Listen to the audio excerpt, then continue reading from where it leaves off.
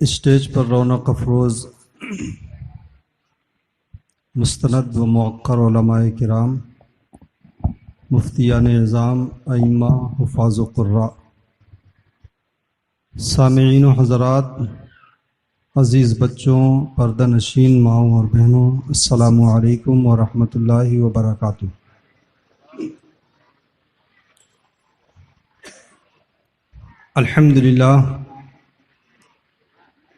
الحمد للہ کما علمنا ان نحمدہ والصلاة والسلام علی من لا نبی بعدہ وعلی آلہ واصحابہ الاتقیاء الاسقیاء البررہ ومن تبعہم بإحسان الی یوم الحسبہ، اما بعد فاعوذ باللہ من الشیطان الرجیم، بسم اللہ الرحمن الرحیم۔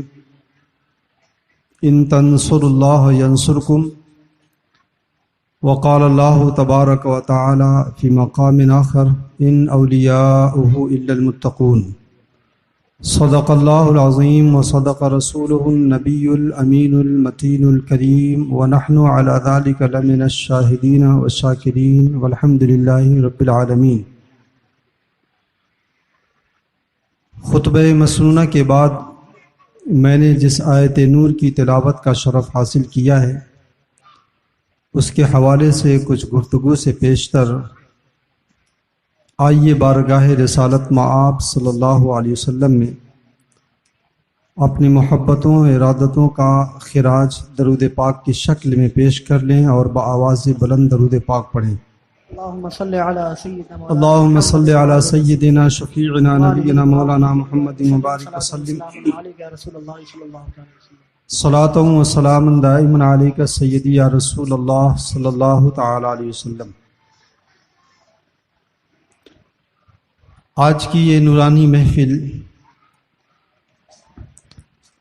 جس بزرگ کے نام سے منسوب ہے، حضرت متین الاولیاء پیر عبد المتین علیہ رحمت و رضوان، مجھے یہ بات جان کر بڑی خوشی ہوئی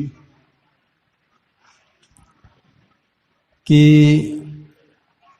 سرکار اعلیٰ حضرت کا فیضان بڑے عجیب و غریب انداز سے ان تک پہنچا ہے۔ سبحان اللہ، سبحان اللہ۔ اعلیٰ حضرت رضی اللہ تبارک و تعالی عنہ کا فیضان ان کے والد گرامی وقار تک پہنچا، انہوں نے کہیں اور پہنچایا اور انہوں نے واپس ان کا فیضان انہی کے گھر میں لوٹا دیا۔ یعنی حضور محبوب الاولیاء نے فیض پایا سرکار اعلیٰ حضرت سے، سبحان اللہ، سبحان اللہ۔ انہوں نے فیضان دیا حضرت شاہ صاحب علیہ رحمت کو، سبحان اللہ۔ اب پھر وہی فیضان پلٹ کر کے حضرت متین الاولیاء کے پاس آ گیا۔ سبحان اللہ، سبحان اللہ۔ نسبتیں اپنا رنگ دکھاتی ہیں، وہ چاہے جہاں پر ہو، اور انہی کی ذات والا تبار سے آج کا یہ پروگرام، آج کی یہ محفل منسوب ہے۔ آپ کی حیات طیبہ یا آپ کی زندگی کے تابناک ایام کے اوپر ہمارے بزرگ عالم دین حضرت مولانا مفتی محمد اسلم صاحب نے روشنی ڈالی ہے۔ کما حقہ نہ کہہ سکتے ہیں، نہ اولیاء کرام کی زندگی پہ اوپر ہم کما حقہ روشنی ڈال سکتے ہیں۔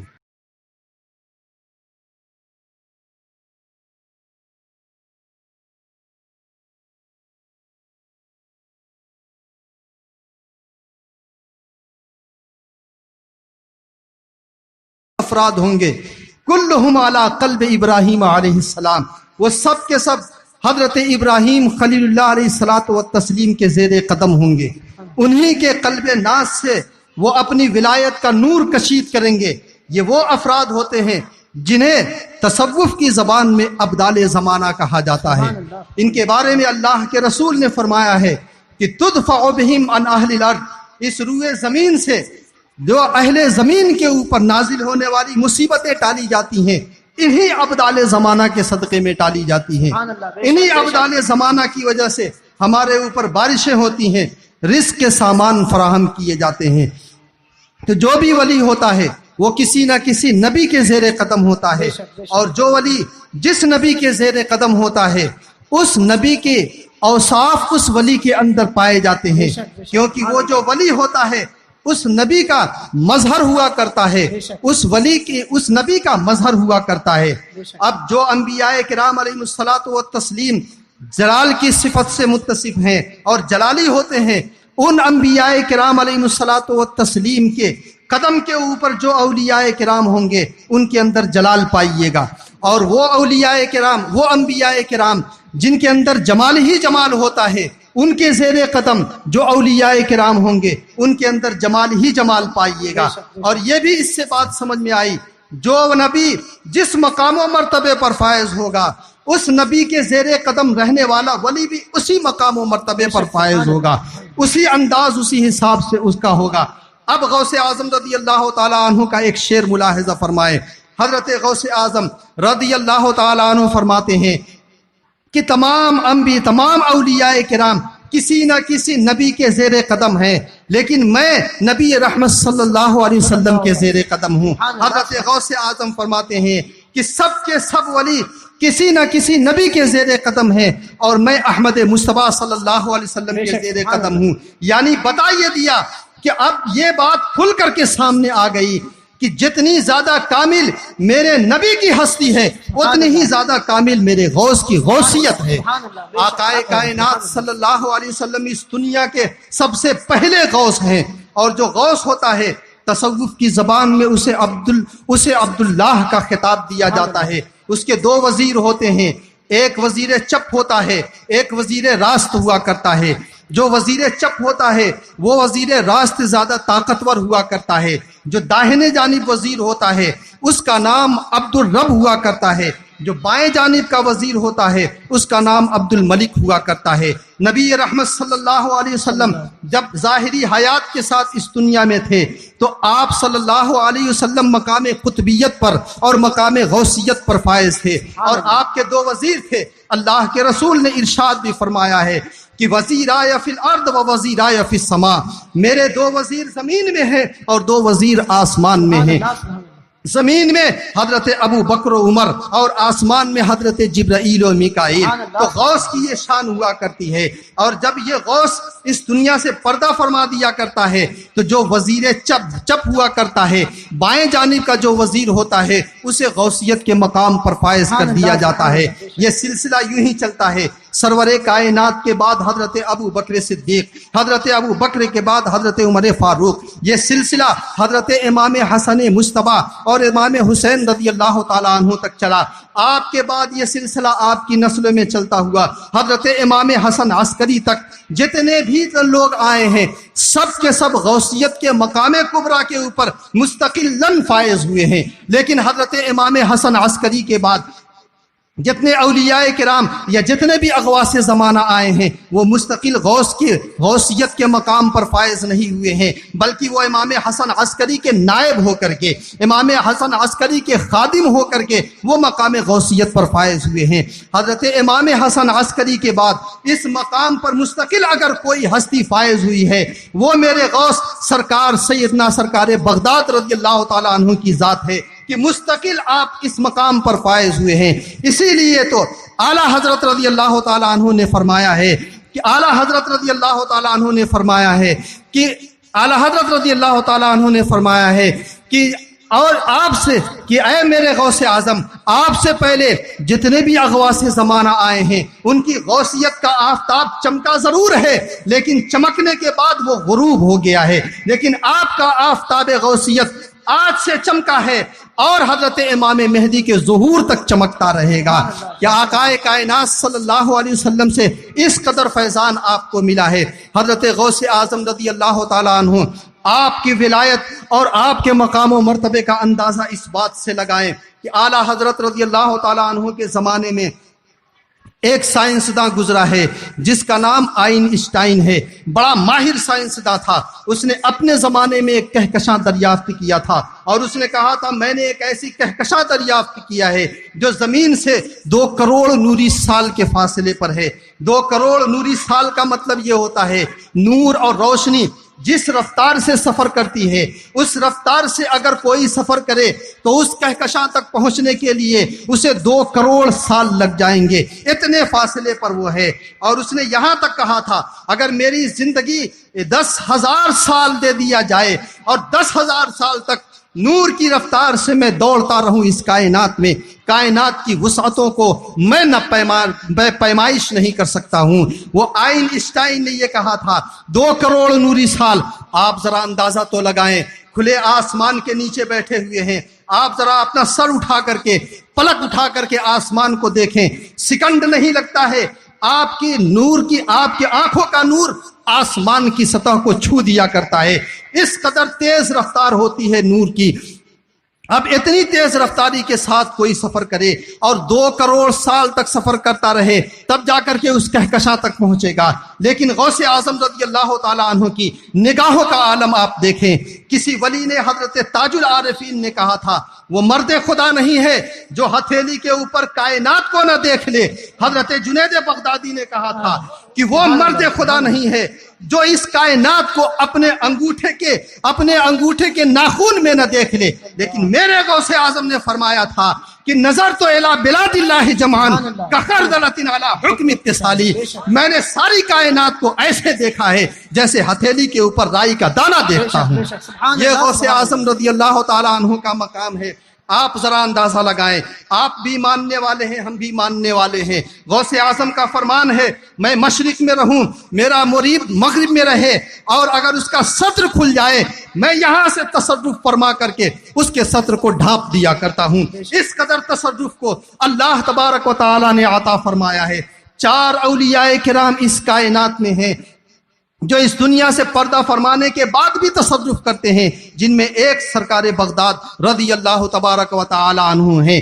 اگر سرکار بغداد رضی اللہ تعالی عنہ کو اتنا تصرف حاصل ہے، اتنی زیادہ قوت اور اتنی پاور حاصل ہے، تو کیا سرکار بغداد رضی اللہ تعالی عنہ اس دنیا میں جہاں جہاں بھی مسلمان یا ان کے چاہنے والے پریشان حال ہیں، کیا سرکار بغداد ان کی مدد کو نہیں پہنچیں گے؟ آخر کیوں نہیں پہنچتے ہیں؟ ماجرا کیا ہے کہ ہر جگہ مسلمان ستایا جا رہا ہے، ہر جگہ مسلمانوں کے اوپر آفت ڈالی جا رہی ہے، لیکن سرکار بغداد رضی اللہ تعالیٰ عنہ کا فیضان ہمیں نظر نہیں آتا ہے۔ ہم دوسروں کے سامنے ہاتھ جوڑ کر کے کھڑے رہتے ہیں، مدد کی بھیک مانگتے ہیں، لیکن ان اولیاء کرام کا ہمارے اوپر کوئی سایہ نہیں نظر آتا ہے۔ پورے عراق میں آپ نے دیکھا ہوگا اور تاریخ میں آپ نے پڑھا بھی ہوگا کہ پورے عراق کو کھنڈروں میں تبدیل کر دیا گیا ہے۔ آپ اگر بغداد شریف جائیں تو آپ دیکھیں گے بغداد کے 2 علاقے ہیں، ایک اعظمیہ اور ایک کاظمیہ۔ اعظمیہ میں اہل سنت و جماعت کی کثرت ہے، یہ وہ علاقہ ہے جو امام اعظم رحمۃ اللہ تعالی علیہ کے ماننے والے اور آپ کے معتقدین، اور اس علاقے میں بڑے جید علماء کرام اور بڑے جید بزرگان دین ہیں۔ حضرت شیخ شبلی، حضرت جنید بغدادی، حضرت صدی سقطی، حضرت ابراہیم خواص، اور خود حضرت امام اعظم حضرت ابو الحسین نوری رحمت اللہ تعالی علیہ مجمعین، ایسے جید بزرگان دین ہیں، لیکن آپ جا کر کے دیکھیں گے اس پورے علاقے کو کھنڈر میں تبدیل کر دیا گیا ہے۔ اور کاظمیہ کا جو علاقہ ہے جہاں شیعوں کی آبادی زیادہ ہے، جہاں حضرت امام موسیٰ کاظم، حضرت امام احمد ابن حنبل، دیگر بزرگان دین ہیں، وہ علاقہ آج بھی شاداب ہے۔ آخر اہل سنت و جماعت اگر حق پر ہیں تو مصیبتیں انہی کے اوپر کیوں توڑی گئی ہیں؟ آخر ان اولیاء کرام نے ہماری مدد کیوں نہیں کیا؟ اللہ کے رسول صلی اللہ علیہ وسلم سے جو فیضان انہیں ملا، اس فیضان اور اس تصرف کی بنیاد پر مدد کیوں نہیں کرتے ہیں؟ تو ایک بات ذہن میں آپ رکھ لیں کہ آپ جس بھی ولی کو مانیں یا جس بھی بزرگ کو مانیں، جب تک آپ ان کی تعلیمات کو نہیں اپنائیں گے ان کی روحانی توجہ آپ کی جانب ہرگز نہیں ہو سکتی ہے۔ حضرت غوث اعظم رضی اللہ تعالیٰ عنہ نے تو اپنے مریدین سے فرمایا تھا سنو سارا عراق میرے حوالے کر دیا گیا ہے۔ ایک مدت کے بعد آپ نے مریدین سے فرمایا کہ میں پہلے کہا کرتا تھا کہ پورا عراق میرے تصرف میں دے دیا گیا ہے، لیکن اب میں تم سے یہ کہتا ہوں کہ ساری دنیا میرے تصرف میں دے دی گئی ہے، میں یہاں سے بیٹھ کر کے جہاں چاہوں تصرف فرما دوں۔ تو جب سرکار بغداد کو اتنی قوت ہے تو آخر ہمارے اوپر مدد کا یہ ہاتھ کیوں نہیں بڑھتا ہے؟ وجہ اس کی یہ ہے کہ ہم نے سرکار بغداد کی تعلیمات کو ٹھکرا دیا ہے، ہم نے شریعت کی تعلیمات کو ٹھکرا دیا ہے۔ حضرت غوث اعظم رضی اللہ تعالیٰ عنہ جب ممبر واعظ پر تشریف فرما ہوتے، آپ کا ایک جملہ ایسا تھا جو ہر واعظ کا حصہ ہوتا تھا، احفظ اللہ یحفظکم، کہ تم اللہ کی حفاظت کرو، اللہ تبارک و تعالی تمہارا نگہبان ہوگا۔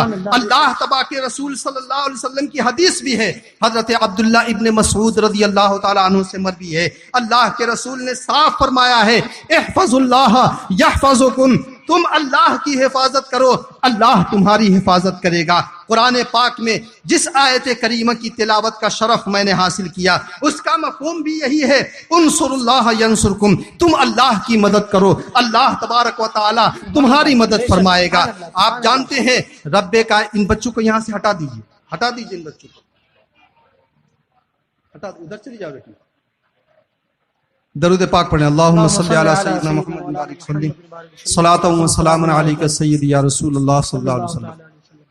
اللہ تبارک و تعالی کسی کی مدد کا محتاج نہیں ہے، اللہ تبارک و تعالی کسی کی بھی مدد یا کسی کی بھی حفاظت کا محتاج نہیں ہے۔ اللہ کی حفاظت کا مطلب ہوتا ہے کہ اللہ تبارک و تعالی کے دین کی حفاظت کرو، اللہ تبارک و تعالی کے احکام کی حفاظت کرو، اللہ تبارک و تعالی نے تمہارے اوپر جو فرائض و واجبات دیے ہیں ان فرائض و واجبات کو ادا کرو۔ اگر تم دین الہی کی حفاظت کرو گے اللہ تبارک و تعالی تمہاری حفاظت فرمائے گا۔ مفہوم یہ ہے، آج اگر آپ نظر اٹھا کر کے دیکھیں تو ساری دنیا میں مسلمانوں کو مارا جا رہا ہے، مسلمانوں کو دیوار سے لگایا جا چکا ہے۔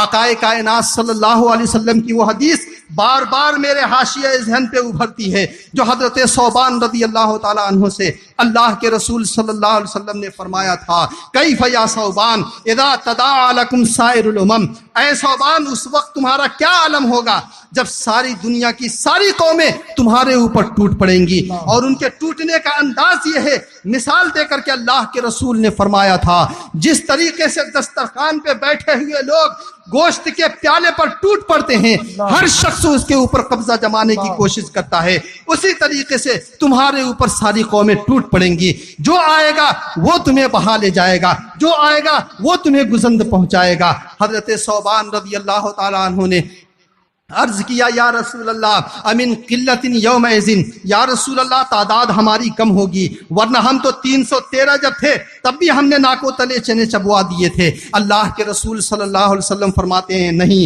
انتم یومئذ کثیر، ان دنوں تمہاری تعداد بہت زیادہ ہوگی۔ آپ ذرا اندازہ لگائیں، آج اس دنیا میں ہر چھٹا شخص مسلمان ہے۔ اس دنیا کی 1 ارب 40 کروڑ آبادی میں 1 ارب 40 ارب آبادی میں اس دنیا کا ہر چھٹا شخص مسلمان ہے۔ ہم چھٹے حصے، دنیا کا چھٹا حصہ مسلمانوں سے بھرا ہوا ہے۔ ساری دنیا میں اگر دیکھ لیا جائے تو کرسچنوں سے زیادہ بھی ہماری تعداد ہے اس دنیا میں، لیکن سب سے زیادہ جو پست قوم ہے پوری دنیا میں اور سب سے زیادہ ذلت جو قوم اٹھا رہی ہے وہ ہماری قوم ہے، کوئی اور قوم نہیں ہے۔ آقائے کائنات صلی اللہ علیہ وسلم کا فرمان ذرا دیکھیں، کائنات ادھر سے ادھر ہو جائے، زمین پھٹ جائے، آسمان ٹکڑے ٹکڑے ہو جائے، سب کچھ بدل سکتا ہے، میرے آقا کا فرمان نہیں بدل سکتا ہے، میرے آقا کا فرمان غلط نہیں ہو سکتا ہے۔ اللہ کے رسول صلی اللہ علیہ وسلم نے فرمایا تم زیادہ ہوگے لیکن تمہارا عالم یہ ہوگا، جس طریقے سے سیلاب خس و خاشاک کو بہا لے جاتا ہے اسی طریقے سے ہر قوم جو آئے گی وہ تمہیں بہا لے جائے گی۔ آپ ذرا دیکھیں تو برما میں ہمیں پیٹا گیا ہے، یہاں پر ہمیں دیوار سے لگایا جا رہا ہے، فلسطین میں ہمارا خون بہ رہا ہے، شام میں ہمیں مارا گیا ہے، لیبیا میں ہماری قتل و غارت ہوئی ہے، عراق میں ہم کو مارا گیا ہے۔ ہر جگہ جہاں بھی جو خون بہ رہا ہے وہ خون کسی غیر کا نہیں، مسلمان کا خون ہے۔ مسلمانوں ذرا اندازہ لگاؤ، وقت سے پہلے بیداری دانائی کہی جاتی ہے، اس لیے آقائے کائنات صلی اللہ علیہ وسلم کے ان فرمان میں غور و فکر کریں اور ذرا اپنے گریبان میں جھانک کر کے دیکھیں آپ کس جگہ پر کھڑے ہیں، آپ کس نکڑ کے اوپر کھڑے ہیں۔ آقائے دو عالم صلی اللہ علیہ وسلم اولیاء کرام جو ہوا کرتے ہیں، جو اللہ کے نیک بندے ہوتے ہیں، وہ چھوٹی چھوٹی اور معمولی باتوں میں بھی عبرت کی نشانی ڈھونڈ لیا کرتے ہیں۔ آپ نے سنا ہوگا، ہم نے لطیفے میں یہ بات پڑھی ہے، لیکن حضرت مولانا روم کی جب مثنوی مولانا روم میں پڑھ رہا تھا، اس میں مجھے یہ واقعہ ملا۔ آپ نے بارہا سنا ہوگا کہ ایک شیر نے ایک گدھے اور ایک لومڑی کے ساتھ شکار پر نکلا، اور اس نے تین شکار ان تینوں نے مل کر کے کیا، ایک خرگوش کا، ایک بکری کا اور ایک گائے کا شکار کیا۔ جب شکار کرنے کے بعد سامنے رکھا تو سامنے رکھ کر کے اس نے کہا کہ اسے تقسیم کیسے کیا جائے، تو اس شیر نے گدھے سے کہا تم تقسیم کرو۔ گدھا بے وقوف ہوتا ہی ہے، اس نے حماقت بھرے انداز میں فیصلہ کرتے ہوئے کہا کہ حضور آپ سب سے بڑے ہیں، اس لیے سب سے بڑا جو شکار ہے وہ آپ کا ہوگا۔ میں درمیانی آدمی ہوں، میں درمیانی ہوں، اس لیے جو درمیانی شکار ہوگا وہ میرا ہوگا۔ بکری میرے حصے میں آئے گی، گائے آپ کے حصے میں آئے گی، اور لومڑی کے حصے میں خرگوش آئے گا۔ عقل بھی یہی کہتی ہے کہ فیصلہ بالکل صحیح ہے، لیکن اتنا سننا تھا، شیر غضبناک ہو جاتا ہے اور ایک پنجہ اسے مارتا ہے اور مار کر کے ہلاک کر دیتا ہے۔ اس کے بعد شیر لومڑی سے کہتا ہے تو تقسیم کر۔ لومڑی نے کہا حضور تقسیم کی کیا بات ہے، جو خرگوش ہے وہ آپ کے لیے ناشتہ ہو جائے گا، جو بکری ہے دوپہر کا کھانا ہو جائے گا، جو گائے ہے شام کا کھانا ہو جائے گا۔ تو شیر کہتا ہے کہ آخر تو نے اتنا اچھا فیصلہ کہاں سے سیکھا ہے، اتنا اچھا فیصلہ کیسے کر دیا ہے؟ تو اس نے کہا کہ حضور مجھے کسی اور نے نہیں سکھایا ہے، گدھے کے انجام نے مجھ کو سکھا دیا ہے۔ علامہ روم فرماتے ہیں اللہ تبارک و تعالیٰ نے ہم سے پہلے جو نافرمان قومیں بھیجی ہیں، ان نافرمانوں کی نافرمانی دنیا کے سامنے لا کر کے ان کے اوپر عذاب کو مسلط کر کے ہمیں یہ عبرت کا نشان رکھ دیا ہے۔ اگر تم ان انداز کو اختیار کرو گے تمہارا بھی یہی انجام ہوگا۔ تم اگر ان کی عبرت خیز عبارتوں، عبرت خیز ان کی زندگی کو دیکھ کر کے اگر نتیجہ نکال سکتے ہو اور عبرت کی نشانی ڈھونڈ سکتے ہو تو ڈھونڈ لو، اور اپنے روش کو بدل سکتے ہو تو بدل لو۔ اللہ تبارک و تعالی اپنے بندے کو ہر طرح سے آزماتا ہے۔ قوم بنی اسرائیل کے بارے میں رب کائنات نے صاف فرمایا ہے انا بلوناہم بالحسنات والسیئات، میں نے انہیں اچھائیوں سے بھی آزمایا ہے اور ہم نے انہیں برائیوں سے بھی آزمایا ہے۔ ہم نے انہیں برائیوں میں بھی مبتلا کر کے دیکھا ہے، اچھائیوں میں بھی ہم نے انہیں سرشار کر کے دیکھا ہے۔ اچھائیوں میں نعمتیں اتاری ہیں کہ یہ بندے میرے شکر گزار بن جائیں، میری چوکٹ پر آ کر کے اپنی جبین نیاز خم کریں، لیکن جب یہ بگڑ گئے ہیں ہم نے ان کے اوپر مصیبتیں ڈال دی ہیں، اور مصیبتیں اس لیے ہم نے ان کے اوپر اتاری ہیں تاکہ یہ تھک ہار کر کے پھر میری بارگاہ میں پلٹ کر کے آ جائیں۔ رب کائنات کی رحمتیں بڑی عمیم ہیں، اگر آپ حضرات بھی ان نتائج کو نکال سکتے ہیں تو اس دنیا سے ان نتائج کو نکالیں اور اپنی روش اور اپنی زندگی کو تبدیل کر سکتے ہیں تو تبدیل کر لیجئے۔ آقا کائنات صلی اللہ علیہ وسلم نے جا بجا احادیث طیبہ میں ہمارے لیے عبرت کی نشانی رکھی ہے۔ اللہ تبارک و تعالی نے اچھائیوں اور برائیوں سے آزمایا ہے۔ مجھے واقعہ یاد آ رہا ہے تاتاریوں کے زمانے میں، جب غالباً تاتاریوں کی ایک لیڈیز تھی، وہ نکلی تھی دورے پر، اس نے ایک جگہ مسلمانوں کو دیکھا۔ مسلمانوں کو دیکھنے کے بعد وہ کہتی ہے کہ بتاؤ کہ تمہارا دین اچھا ہے یا ہمارا دین اچھا ہے؟ تم کہتے ہو کہ دین اسلام غالب رہے گا، اللہ تبارک و تعالی غالب رہے گا۔ تو وہاں پر ایک بزرگ تھے، غالباً ان کا نام شیخ جمال الدین تھا، انہوں نے کہا تھا کہ سنو اللہ تبارک و تعالی ہی غالب ہے، لیکن اللہ تبارک و تعالی نے ہمارے اوپر تم کو مسلط جو کیا ہے، میں اس کی مثال تمہیں دے کر کے بتاتا ہوں کہ سنو، جب ایک شخص ہوتا ہے، جب وہ بکریاں چرانے کے لیے نکلتا ہے، وہ اپنے ساتھ چند کتوں کو بھی لے کر کے نکلتا ہے۔ وہ کتے کس مقصد کے لیے ہوتے ہیں؟ کتے تو ہماری شریعت میں جائز نہیں ہے، آخر انہیں کس مقصد کے لیے رکھا جاتا ہے؟ وہ کہتا ہے بکریوں کی حفاظت کے لیے۔ بکریاں جب راستہ بھٹک جائیں، ادھر ادھر بھاگنے لگیں، ان کی روش میں ان کی تبدیلی پیدا ہو جاتی ہے، کتوں کو ہم چھوڑ دیا کرتے ہیں، وہ کتے بھونک بھونک کر کے بکریوں کو ریوڑ میں لا کر کے کھڑا کر دیا کرتے ہیں اور انہیں راہ راست پر لگا دیا کرتے ہیں۔ حضرت شیخ جمال الدین نے کہا سنو، ٹھیک اسی طریقے سے ہم اللہ تبارک و تعالیٰ کے بندے ہیں، ہم اللہ کے فرمان کو چھوڑ دیے ہیں اور اس کے راستے سے ہم بھٹک گئے ہیں۔ اللہ تبارک و تعالیٰ نے تم جیسے कुत्तों को हमारे ऊपर मुसल्लत कर दिया है। ये कुत्ते जब तक भूखते रहेंगे उस वक्त तक भूखते रहेंगे और उस वक्त तक हमारे ऊपर काटने के लिए दौड़ेंगे जब तक कि हम अपने रब की बारगाह में पलट करके न चले जाएं। उसी तरीके से हमारे हिंदुस्तान में भी जो कुत्ते मुसल्लत कर दिए गए हैं ये आपके ऊपर मुसल्लत रहेंगे जब तक आप मस्जिदों का रास्ता नहीं देखेंगे, जब तक आप इस्लाह आमाल का रास्ता नहीं देखेंगे, उस वक्त तक ये कुत्ते भौंकते भी रहेंगे और काटने के लिए दौड़ते भी रहेंगे। आप हिंदुस्तान में देखें क्या कुछ हो रहा है। आपने देखा होगा जो हुक्मरान पार्टी है अपने पहले सेशन में इसने हमारे ऊपर कदगन लगाने की कोशिश किया था लेकिन नाकाम रही थी। लेकिन उससे पहले इसने कितनी हिकमत अमली से काम किया था। जीएसटी से हमारी कमर तोड़ दिया, बल्कि सारे मुल्क के पूरे मुल्क के ताजिरों की कमर तोड़ दिया। नोटबंदी से उसने कमर तोड़ दिया और सारी मुल्क की एक खतीर रकम के ऊपर कब्जा जमा लिया है।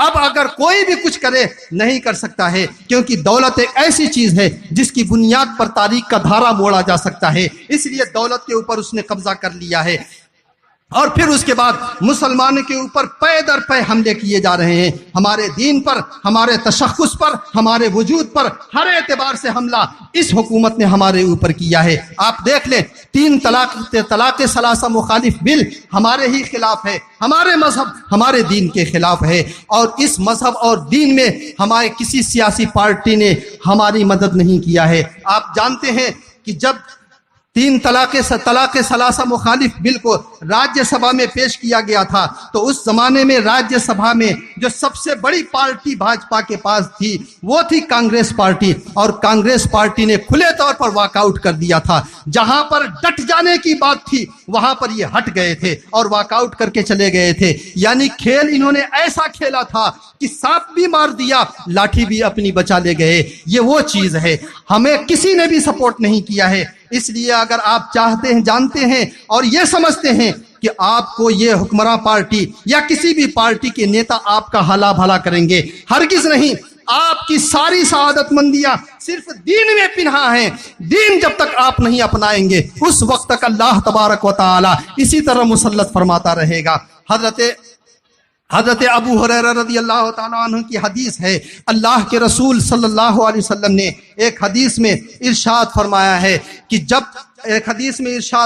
है कि इदा तबायातुमुल अय्यनता, जब तुम उधार खरीदो फरोख्त करोगे।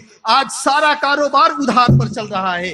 एक खेप आती है उसका पैसा अभी नहीं मिलेगा, जब दूसरी खेप आती है तो पहली खेप का पैसा जाता है, तीसरी खेप आती है तब दूसरी खेप का पैसा जाता है। सारा कारोबार उधार के ऊपर है। अल्लाह के रसूल फरमाते हैं जब ऐसा कारोबार तुम करने लगोगे, वह अखज़्तुम अज़नाबल बकरी, और जब गाय और बैल के पीछे तुम खड़े रहना, इसी पर तुम मुतमईन हो जाओगे या हनी हल लेकर के खड़े हो जाओगे और फिर अपनी खेतियों के ऊपर मुतमईन हो जाओगे।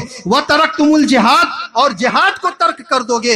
अल्लाह के रसूल फरमाते हैं लसल्लतल्लाहु अलैकुम ज़ुल्लन ला यंज़िउ हत्ता तर्जिउ इला दीनिकुम, तुम्हारे ऊपर रब्बे कायनात मसल्लत और जिल्लत और रुसवाई मुसल्लत फरमा देगा, और उस वक्त तक ये जिल्लत और रुसवाई दूर नहीं होगी तब जब तक तुम पलट करके अपने दीन के दामन में पनाह न ले लो। ये दीन हमें इज्जत देगा और कोई चीज हमें इज्जत नहीं दे सकती है। इसलिए दीन की तालीमात को अपनाइए। जिहाद सिर्फ यही नहीं है कि आप तलवार लेकर के मैदान में निकल जाएं और तीरों तबर के सामने आप खड़े हो जाएं। यकीनन ये जिहाद बहुत अफजल है।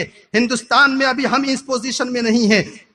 जब इस पोजीशन में आएंगे तो उस वक्त का मामला अलग है, उस वक्त भी देख लिया जाएगा। हमें किसी से डरने की जरूरत नहीं है।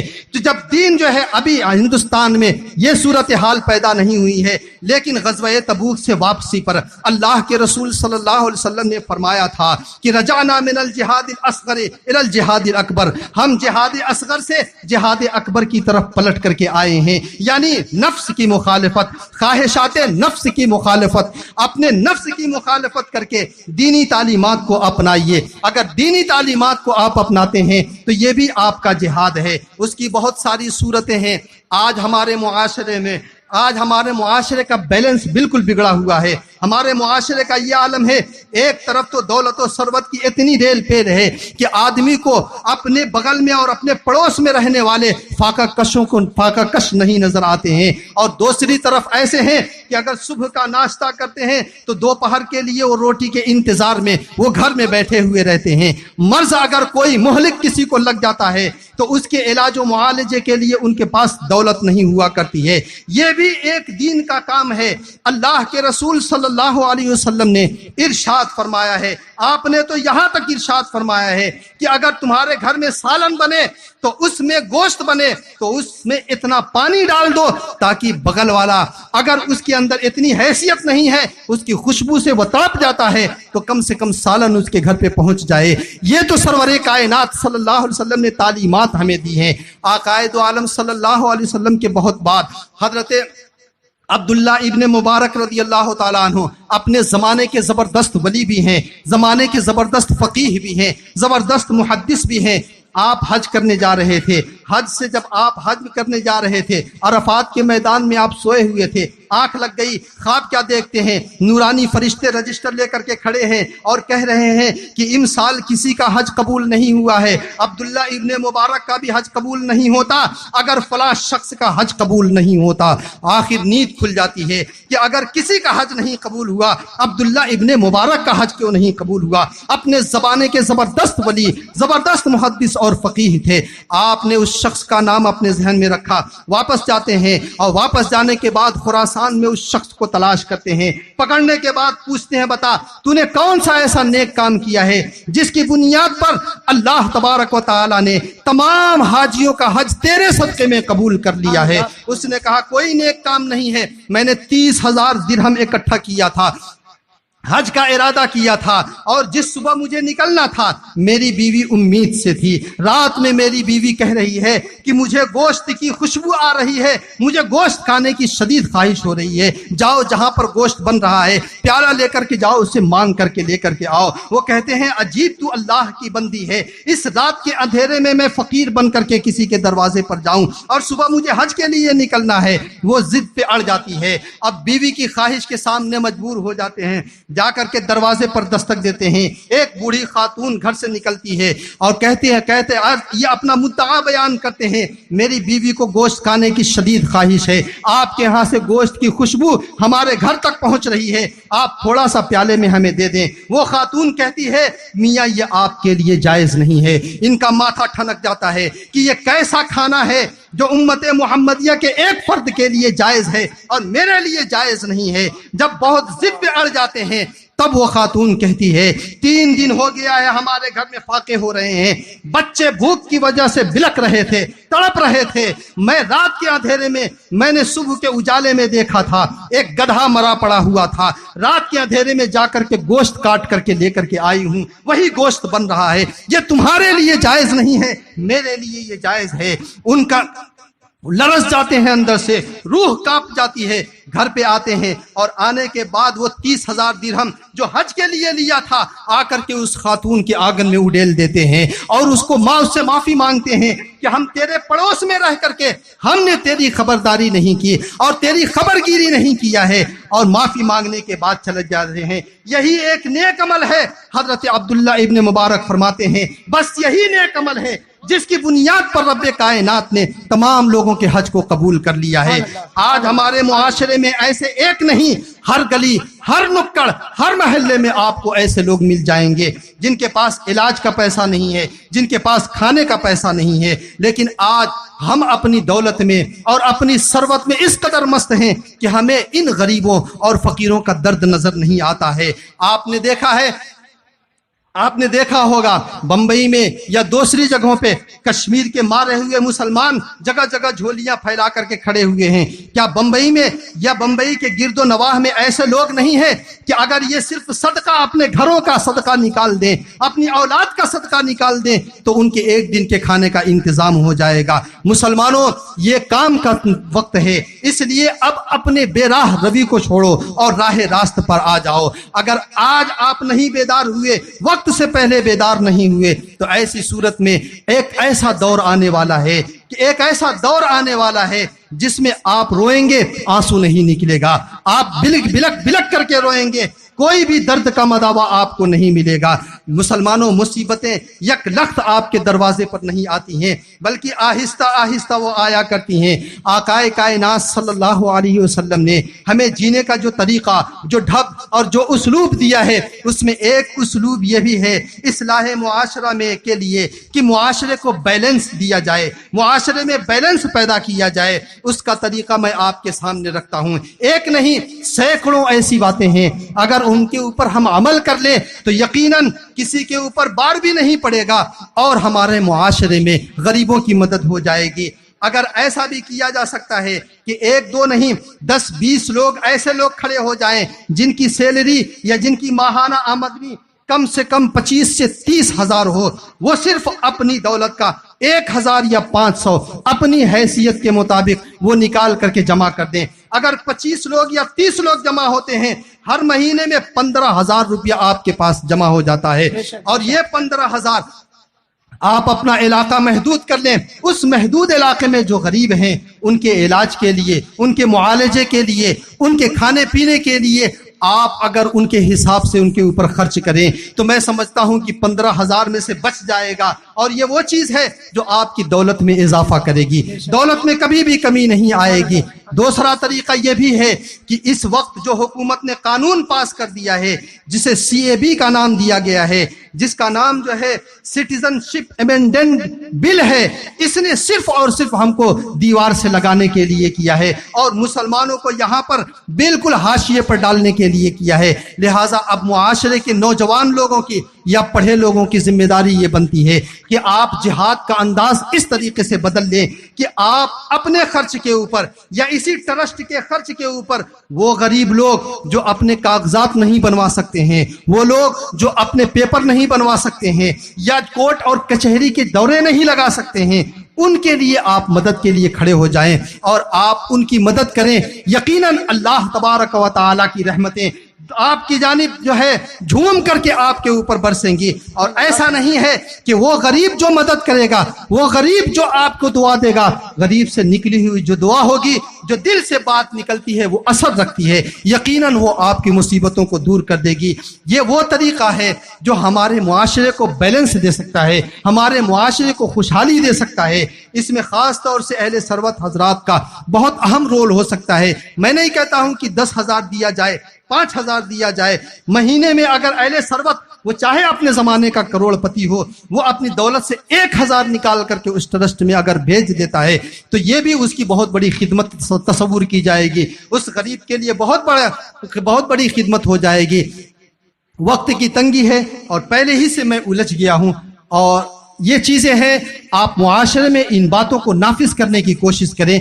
ہمارا نوجوان بے راہ روی کو چھوڑے، نکڑوں پر کھڑے ہو کر کے موبائل چلانا یا راتوں کو موبائل میں گزار دینا، یہ اب وقت نہیں رہا ہے۔ اب وقت اس بات کا رہا ہے سویرے سوئیں، سویرے اٹھیں، اور آپ جو ہے جو دکھ کے مارے ہیں، درد کے مارے ہیں، آپ ذرا ان کے درد کا مداوا بن جائیں۔ یقیناً جو ہے ان کے دل سے بات نکلے گی، دعائیں نکلے گی، اور آپ کا جو ہے بیڑا پار ہو جائے گا۔ اللہ تبارک و تعالی ہمیں اور آپ کو اصلاح کی توفیق رفیق عطا فرمائے، شریعت مطہرہ کے مطابق زندگی گزارنے کی توفیق عطا فرمائے۔ وآخر دعوانا الحمدللہ رب العالمین۔ السلام علیکم ورحمۃ اللہ وبرکاتہ۔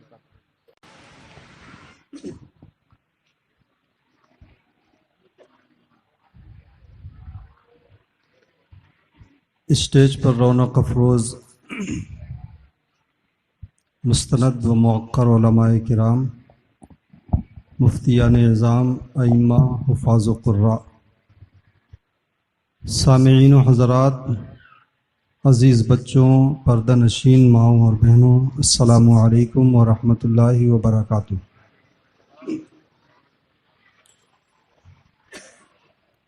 الحمد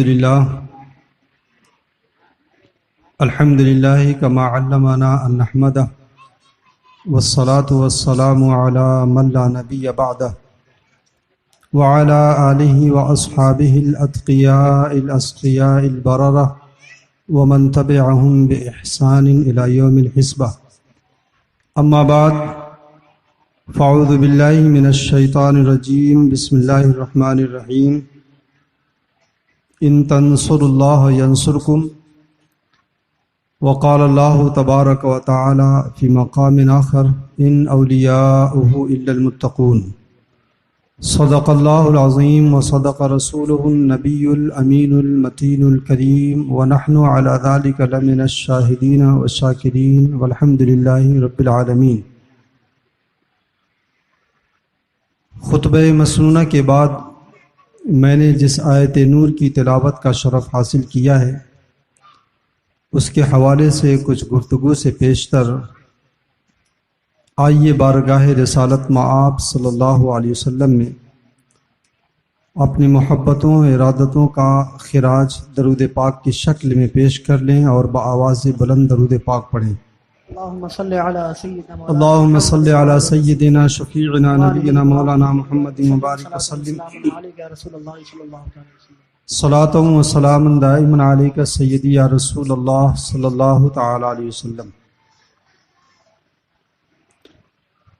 آج کی یہ نورانی محفل جس بزرگ کے نام سے منسوب ہے، حضرت متین الاولیاء پیر عبد المتین علیہ رحمت و رضوان، مجھے یہ بات جان کر بڑی خوشی ہوئی کہ سرکار اعلیٰ حضرت کا فیضان بڑے عجیب و غریب انداز سے ان تک پہنچا ہے۔ سبحان اللہ سبحان اللہ۔ اعلیٰ حضرت رضی اللہ تبارک و تعالی عنہ کا فیضان ان کے والد گرامی وقار تک پہنچا، انہوں نے کہیں اور پہنچایا اور انہوں نے واپس ان کا فیضان انہی کے گھر میں لوٹا دیا۔ واہ سبحان اللہ یعنی حضور محبوب الاولیاء نے فیض پایا سرکار اعلیٰ حضرت سے، سبحان اللہ سبحان اللہ انہوں نے فیضان دیا حضرت شاہ صاحب علیہ رحمت کو، سبحان اللہ اب پھر وہی فیضان پلٹ کر کے حضرت متین الاولیاء کے پاس آ گیا۔ سبحان اللہ سبحان اللہ۔ نسبتیں اپنا رنگ دکھاتی ہیں، وہ چاہے جہاں پر ہو، اور انہی کی ذات والا تبار سے آج کا یہ پروگرام، آج کی یہ محفل منسوب ہے۔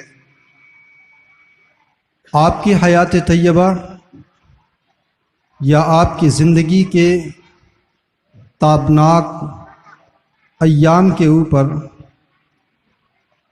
ہمارے بزرگ عالم دین حضرت مولانا مفتی محمد اسلم صاحب نے روشنی ڈالی ہے، کما حقہ نہ کہہ سکتے ہیں، نہ اولیاء کرام کی زندگی پہ اوپر ہم کما حقہ روشنی ڈال سکتے ہیں، بے شک کیونکہ ان کا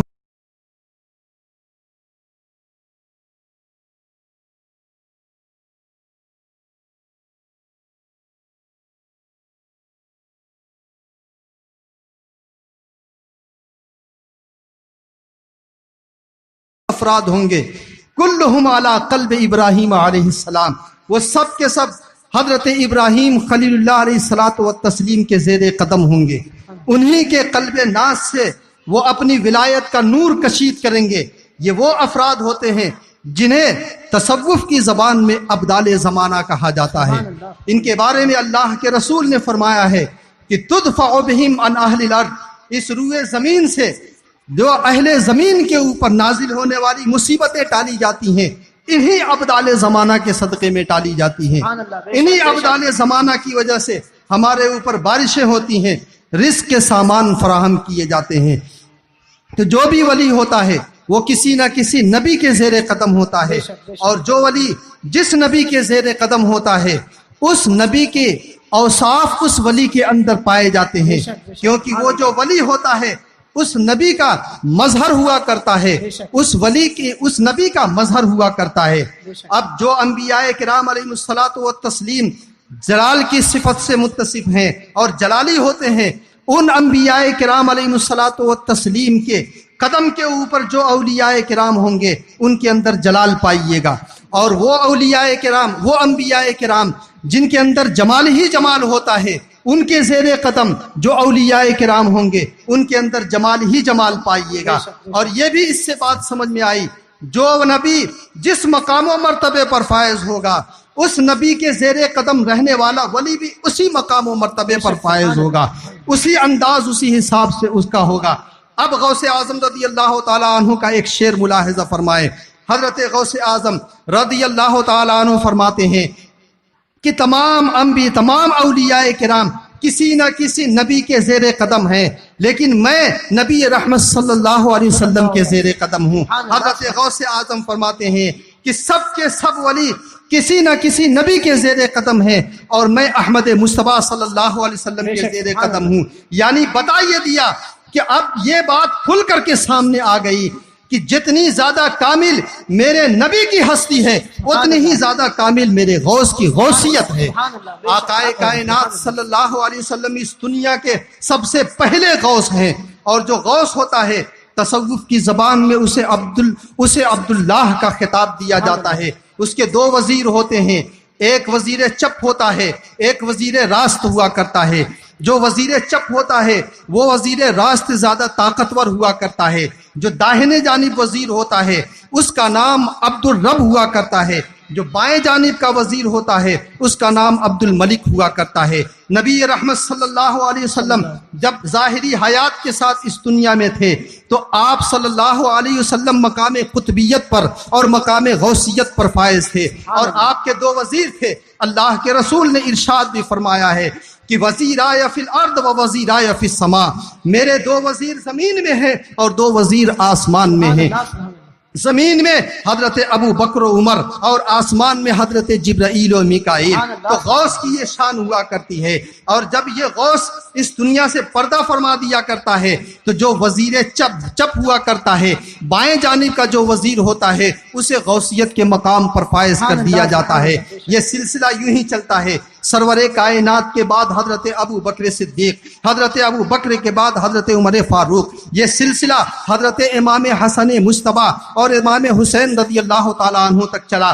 آپ کے بعد یہ سلسلہ آپ کی نسلوں میں چلتا ہوا حضرت امام حسن عسکری تک جتنے بھی لوگ آئے ہیں سب کے سب غوثیت کے مقام کبریٰ کے اوپر مستقلاً فائز ہوئے ہیں۔ لیکن حضرت امام حسن عسکری کے بعد جتنے اولیاء کرام یا جتنے بھی اغواس زمانہ آئے ہیں وہ مستقل غوثیت کے مقام پر فائز نہیں ہوئے ہیں، بلکہ وہ امام حسن عسکری کے نائب ہو کر کے، امام حسن عسکری کے خادم ہو کر کے وہ مقام غوثیت پر فائز ہوئے ہیں۔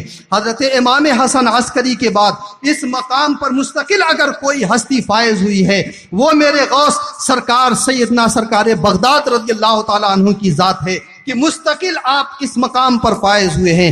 اسی لیے تو اعلیٰ حضرت رضی اللہ تعالیٰ عنہ نے فرمایا ہے کہ اعلیٰ حضرت رضی اللہ تعالیٰ عنہ نے فرمایا ہے کہ اعلیٰ حضرت رضی اللہ تعالیٰ عنہ نے فرمایا ہے کہ اور آپ سے کہ اے میرے غوث اعظم، آپ سے پہلے جتنے بھی اغواس زمانہ آئے ہیں ان کی غوثیت کا آفتاب چمکا ضرور ہے لیکن چمکنے کے بعد وہ غروب ہو گیا ہے، لیکن آپ کا آفتاب غوثیت آج سے چمکا ہے اور حضرت امام مہدی کے ظہور تک چمکتا رہے گا۔ کیا آقائے کائنات صلی اللہ علیہ وسلم سے اس قدر فیضان آپ کو ملا ہے۔ حضرت غوث اعظم رضی اللہ تعالیٰ عنہ آپ کی ولایت اور آپ کے مقام و مرتبے کا اندازہ اس بات سے لگائیں کہ اعلیٰ حضرت رضی اللہ تعالیٰ عنہ کے زمانے میں ایک سائنسداں گزرا ہے جس کا نام آئن اسٹائن ہے، بڑا ماہر سائنسداں تھا۔ اس نے اپنے زمانے میں ایک کہکشاں دریافت کیا تھا اور اس نے کہا تھا میں نے ایک ایسی کہکشاں دریافت کیا ہے جو زمین سے 2 کروڑ نوری سال کے فاصلے پر ہے۔ 2 کروڑ نوری سال کا مطلب یہ ہوتا ہے نور اور روشنی جس رفتار سے سفر کرتی ہے اس رفتار سے اگر کوئی سفر کرے تو اس کہکشاں تک پہنچنے کے لیے اسے 2 کروڑ سال لگ جائیں گے، اتنے فاصلے پر وہ ہے۔ اور اس نے یہاں تک کہا تھا اگر میری زندگی 10,000 سال دے دیا جائے اور 10,000 سال تک نور کی رفتار سے میں دوڑتا رہوں اس کائنات میں، کائنات کی وسعتوں کو میں پیمائش نہیں کر سکتا ہوں۔ وہ آئن اسٹائن نے یہ کہا تھا 2 کروڑ نوری سال۔ آپ ذرا اندازہ تو لگائیں، کھلے آسمان کے نیچے بیٹھے ہوئے ہیں، آپ ذرا اپنا سر اٹھا کر کے پلک اٹھا کر کے آسمان کو دیکھیں، سیکنڈ نہیں لگتا ہے آپ کی آنکھوں کا نور آسمان کی سطح کو چھو دیا کرتا ہے، اس قدر تیز رفتار ہوتی ہے نور کی۔ اب اتنی تیز رفتاری کے ساتھ کوئی سفر کرے اور 2 کروڑ سال تک سفر کرتا رہے تب جا کر کے اس کہکشاں تک پہنچے گا، لیکن غوث اعظم رضی اللہ تعالیٰ عنہ کی نگاہوں کا عالم آپ دیکھیں۔ کسی ولی نے حضرت تاج العارفین نے کہا تھا وہ مرد خدا نہیں ہے جو ہتھیلی کے اوپر کائنات کو نہ دیکھ لے۔ حضرت جنید بغدادی نے کہا تھا کہ وہ مرد خدا نہیں ہے جو اس کائنات کو اپنے انگوٹھے کے ناخون میں نہ دیکھ لے، لیکن میرے غوث اعظم نے فرمایا تھا کہ نظر تو الی بلاد اللہ جمعان کخردلۃ علی حکم اتصالی، میں نے ساری کائنات کو ایسے دیکھا ہے جیسے ہتھیلی کے اوپر رائی کا دانہ دیکھتا ہوں۔ یہ غوث اعظم رضی اللہ تعالیٰ عنہ کا مقام ہے۔ آپ ذرا اندازہ لگائیں، آپ بھی ماننے والے ہیں، ہم بھی ماننے والے ہیں۔ غوث اعظم کا فرمان ہے میں مشرق میں رہوں، میرا مرید مغرب میں رہے، اور اگر اس کا سطر کھل جائے میں یہاں سے تصرف فرما کر کے اس کے سطر کو ڈھانپ دیا کرتا ہوں۔ اس قدر تصرف کو اللہ تبارک و تعالی نے عطا فرمایا ہے۔ 4 اولیاء کرام اس کائنات میں ہیں جو اس دنیا سے پردہ فرمانے کے بعد بھی تصرف کرتے ہیں، جن میں ایک سرکار بغداد رضی اللہ تبارک و تعالی عنہ ہیں۔ اگر سرکار بغداد رضی اللہ تعالی عنہ کو اتنا تصرف حاصل ہے، اتنی زیادہ قوت اور اتنی پاور حاصل ہے، تو کیا سرکار بغداد رضی اللہ تعالی عنہ اس دنیا میں جہاں جہاں بھی مسلمان یا ان کے چاہنے والے پریشان حال ہیں، کیا سرکار بغداد ان کی مدد کو نہیں پہنچیں گے؟ آخر کیوں نہیں پہنچتے ہیں؟ ماجرا کیا ہے کہ ہر جگہ مسلمان ستایا جا رہا ہے، ہر جگہ مسلمانوں کے اوپر آفت ڈالی جا رہی ہے، لیکن سرکار بغداد رضی اللہ تعالیٰ عنہ کا فیضان ہمیں نظر نہیں آتا ہے۔ ہم دوسروں کے سامنے ہاتھ جوڑ کر کے کھڑے رہتے ہیں، مدد کی بھیک مانگتے ہیں، لیکن ان اولیاء کرام کا ہمارے اوپر کوئی سایہ نہیں نظر آتا ہے۔ پورے عراق میں آپ نے دیکھا ہوگا اور تاریخ میں آپ نے پڑھا بھی ہوگا کہ پورے عراق کو کھنڈروں میں تبدیل کر دیا گیا ہے۔ آپ اگر بغداد شریف جائیں تو آپ دیکھیں گے بغداد کے 2 علاقے ہیں، ایک اعظمیہ اور ایک کاظمیہ۔ اعظمیہ میں اہل سنت و جماعت کی کثرت ہے، یہ وہ علاقہ ہے جو امام اعظم رحمت اللہ تعالی علیہ کے ماننے والے اور آپ کے معتقدین، اور اس علاقے میں بڑے جید علماء کرام اور بڑے جید بزرگان دین ہیں۔ حضرت شیخ شبلی، حضرت جنید بغدادی، حضرت صدی سقطی، حضرت ابراہیم خواص، اور خود حضرت امام اعظم حضرت ابو الحسین نوری رحمت اللہ تعالی علیہ مجمعین، ایسے جید بزرگان دین ہیں، لیکن آپ جا کر کے دیکھیں گے اس پورے علاقے کو کھنڈر میں تبدیل کر دیا گیا ہے۔ اور کاظمیہ کا جو علاقہ ہے جہاں شیعوں کی آبادی زیادہ ہے، جہاں حضرت امام موسیٰ کاظم، حضرت امام احمد ابن حنبل، دیگر بزرگان دین ہیں، وہ علاقہ آج بھی شاداب ہے۔ آخر اہل سنت و جماعت اگر حق پر ہے تو مصیبتیں انہی کے اوپر کیوں توڑی گئی ہیں؟ آخر ان اولیاء کرام نے ہماری مدد کیوں نہیں کیا؟ اللہ کے رسول صلی اللہ علیہ وسلم سے جو فیضان انہیں ملا، اس فیضان اور اس تصرف کی بنیاد پر مدد کیوں نہیں کرتے ہیں؟ تو ایک بات ذہن میں آپ رکھ لیں کہ آپ جس بھی ولی کو مانیں یا جس بھی بزرگ کو مانیں، جب تک آپ ان کی تعلیمات کو نہیں اپنائیں گے، ان کی روحانی توجہ آپ کی جانب ہرگز نہیں ہو سکتی ہے۔ حضرت غوث اعظم رضی اللہ تعالی عنہ نے تو اپنے مریدین سے فرمایا تھا، سنو سارا عراق میرے حوالے کر دیا گیا ہے۔ ایک مدت کے بعد آپ نے مریدین سے فرمایا کہ میں پہلے کہا کرتا تھا کہ پورا عراق میرے تصرف میں دے دیا گیا ہے، لیکن اب میں تم سے یہ کہتا ہوں کہ ساری دنیا میرے تصرف میں دے دی گئی ہے، میں یہاں سے بیٹھ کر کے جہاں چاہوں تصرف فرما دوں۔ تو جب سرکار بغداد کو اتنی قوت ہے تو آخر ہمارے اوپر مدد کا یہ ہاتھ کیوں نہیں بڑھتا ہے؟ وجہ اس کی یہ ہے کہ ہم نے سرکار بغداد کی تعلیمات کو ٹھکرا دیا ہے، ہم نے شریعت کی تعلیمات کو ٹھکرا دیا ہے۔ حضرت غوث اعظم رضی اللہ تعالیٰ عنہ جب ممبر واعظ پر تشریف فرما ہوتے، آپ کا ایک جملہ ایسا تھا جو ہر واعظ کا حصہ ہوتا تھا، احفظ اللہ یحفظکم، کہ تم اللہ کی حفاظت کرو، اللہ تبارک و تعالی تمہارا نگہبان ہوگا۔ اللہ تبارک کے رسول صلی اللہ علیہ وسلم کی حدیث بھی ہے، حضرت عبداللہ ابن مسعود رضی اللہ تعالیٰ عنہ سے مروی ہے، اللہ کے رسول نے صاف فرمایا ہے احفظ اللہ یحفظکم، تم اللہ کی حفاظت کرو، اللہ تمہاری حفاظت کرے گا۔ قرآن پاک میں جس آیت کریمہ کی تلاوت کا شرف میں نے حاصل کیا اس کا مفہوم بھی یہی ہے، انصر اللہ ینصرکم، تم اللہ کی مدد کرو، اللہ تبارک و تعالی تمہاری مدد فرمائے گا۔ آپ جانتے ہیں رب کا، ان بچوں کو یہاں سے ہٹا دیجیے، ہٹا دیجیے، ان بچوں کو ہٹا، ادھر چلی جاؤ بیٹی۔ درود پاک پڑھیں، اللہم صلی علی سیدنا محمد و علیہ وسلم، صلاۃ و سلام علیک سیدی یا رسول اللہ صلی اللہ علیہ وسلم۔ اللہ تبارک و تعالی کسی کی مدد کا محتاج نہیں ہے، اللہ تبارک و تعالی کسی کی بھی مدد یا کسی کی بھی حفاظت کا محتاج نہیں ہے۔ اللہ کی حفاظت کا مطلب ہوتا ہے کہ اللہ تبارک و تعالی کے دین کی حفاظت کرو، اللہ تبارک و تعالی کے احکام کی حفاظت کرو۔ اللہ تبارک و تعالی نے تمہارے اوپر جو فرائض و واجبات دیے ہیں ان فرائض و واجبات کو ادا کرو۔ اگر تم دین الہی کی حفاظت کرو گے اللہ تبارک و تعالی تمہاری حفاظت فرمائے گا۔ مفہوم یہ ہے، آج اگر آپ نظر اٹھا کر کے دیکھیں تو ساری دنیا میں مسلمانوں کو مارا جا رہا ہے، مسلمانوں کو دیوار سے لگایا جا چکا ہے۔